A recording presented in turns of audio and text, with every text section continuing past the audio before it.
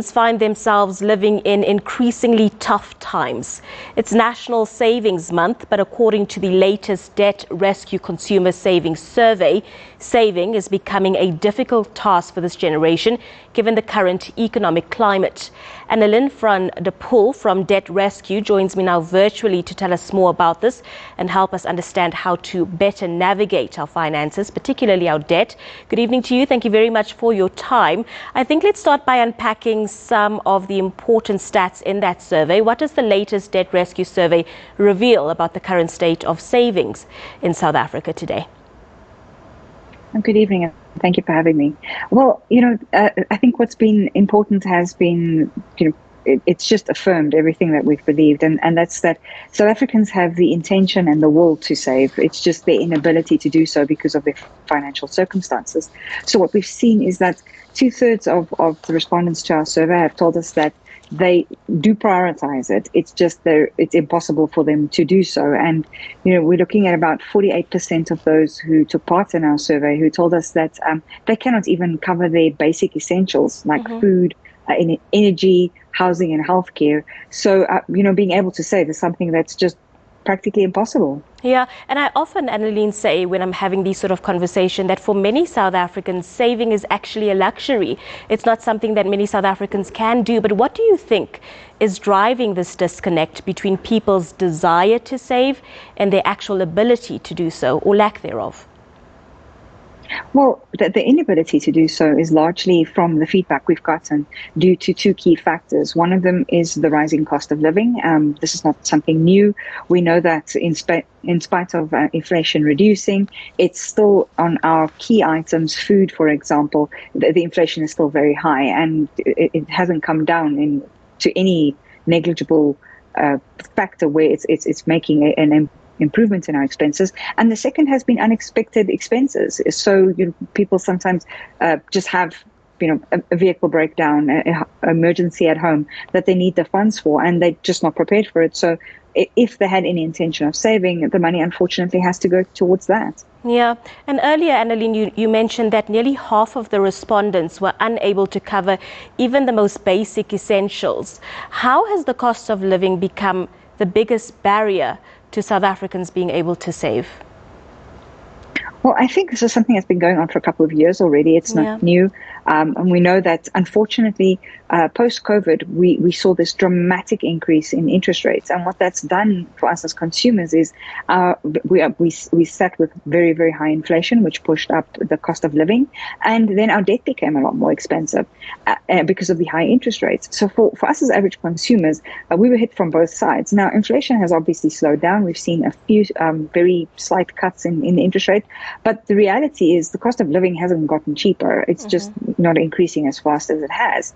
So, and our debt is still incredibly high in spite of the cuts. So for consumers, like I said, the will is there. It's just it's completely, there is no ability to do so because the budgets just do not make provision for it. Yeah, and what is at stake? Let's talk longer term consequences for households and the country if this sort of trend actually continues long term. Well, I think, what the reality is that consumers are just going to end up in a debt spiral because if we are not making it between paychecks, it means that we're turning to credit in various forms, whether it be payday loans, long-term loans, credit cards, etc. We're just getting deeper and deeper into debt. Debt comes with interest, meaning it's just something that we really are struggling to get out of. So from the perspective of long term is if we don't see a slowdown, if we don't see cost of living actually starting to decrease, or obviously our debt repayments decreasing dramatically, we're going to sit with a very big problem in terms of consumers' ability to buy is becoming less, and ultimately an economy needs spending, but it needs spending in a responsible manner, and consumers have the intention to do so. They just have the inability to actually not spend on credit, but actually buy on cash because they just don't have the money. And I'm sure consumers and South Africans are then looking at more creative and different ways to try and make it from month to month. There's been talk of a surge in online gambling, and it seems quite concerning, Annaline. Why are so many turning to this, and why is it hitting low-income earners possibly the hardest? Well, this is a stat that came out in the last 2 weeks, and it was actually very shocking. I don't think most, people were aware that we had this very high uptake in online gambling. And I think, How bad is it, obviously just Annaline? to look at it. Well, from what the statistics that have come out, we've seen a 550% increase in 4 years. So that's massive. It's massive. And, I think the reason behind it is I think desperation. It's the hope of making a quick, few rands on the side, and hopefully hitting a jackpot somewhere along the line.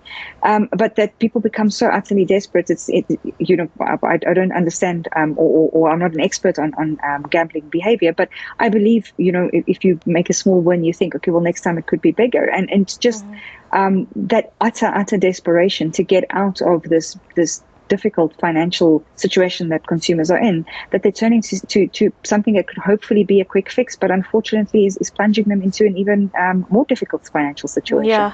I mean, over 500% you speak of. That is absolutely shocking. But let's talk briefly about household debt to income ratios. Are we in a national debt crisis, would you say?